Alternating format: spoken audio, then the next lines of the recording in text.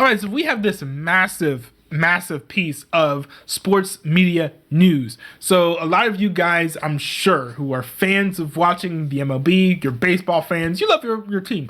Go sports team. Y'all have been begging for the MLB to allow these sports teams to stream the games inside the markets. Now, traditionally, there's been this thing called like the blackout rule, where basically if your local sports team has a game and you want to watch their game, then you have to watch it using cable television. And this is to incentivize people to either watch the game through cable television, making revenue for the local sports team, or go to the stadium, making more revenue for the local sports team. But the problem is, this did not add any stipulations for the current streaming era. And so now you have this whole generation of folks who are moving away from cable television to what it's basically cable television on the internet. Services such as Hulu with Live TV, services such as Sling TV. And yet, these people are not allowed to watch their local sports teams. Why? Because they're not watching these games on cable. They would be watching these games on channels using the internet instead. And even when it doesn't come to these streaming services, there's streaming services like MLB.tv, where you sign up for it and you can watch every single baseball game, period. Unless the game is inside of your local market. Then you're not allowed to watch it. So you can pay $100 a year or whatever for MLB.tv, but you're not allowed to watch the hometown games? Very, very unfortunate. And it's a huge letdown for a lot of people who are going into these streaming services not knowing about the blackout situation. Well, we could be seeing an end to this starting today, because the MLB has taken over the broadcast rights for the Padres after the Diamond Sports Group missed their payments for maintaining their rights to broadcast the games. And one of the major things that they did was make it so that you can stream the games inside of the local market. And here's the statement that the MLB made. They said, as a result of the new arrangement, Padres fans can now obtain a new direct-to-consumer streaming subscription for $19.99 per month or $75 for the rest of the season by registering at MLB.tv. This offers only for Padres fans in the club's home television territory and is a separate service than the MLB.tv out-of-market package. By offering a direct-to-consumer streaming option on MLB.tv in the club's territory for the first time, MLB is able to shift the blackout for Padres games previously distributed on Bally Sports San Diego. Fans can also find more information about the availability of Padres games at padres.com/tunein. To make the transition as convenient as possible for fans, Padres games will be played through Sunday, June 4th. Will be available for free with MLB login at MLB.com, Padres.com, and in MLB apps on mobile connected devices. Now, you guys are a little bit confused by the verbiage used there.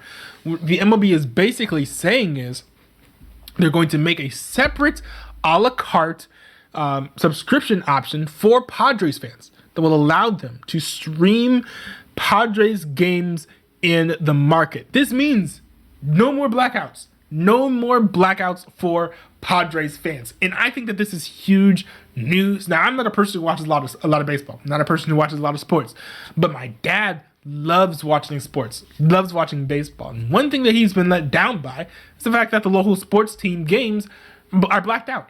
Even though he has MLB.tv, because he has season tickets now, he's not able to watch the local team play, despite the fact that he has access to literally every other game, that's broadcasting live.